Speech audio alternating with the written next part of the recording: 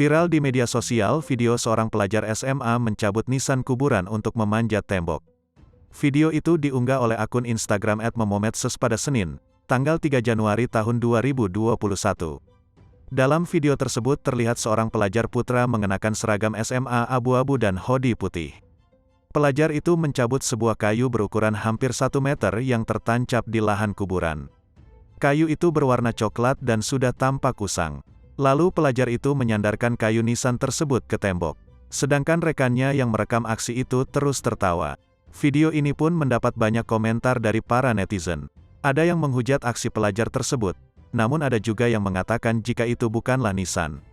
Sampai berita ini ditulis, belum diketahui secara pasti di mana video ini direkam.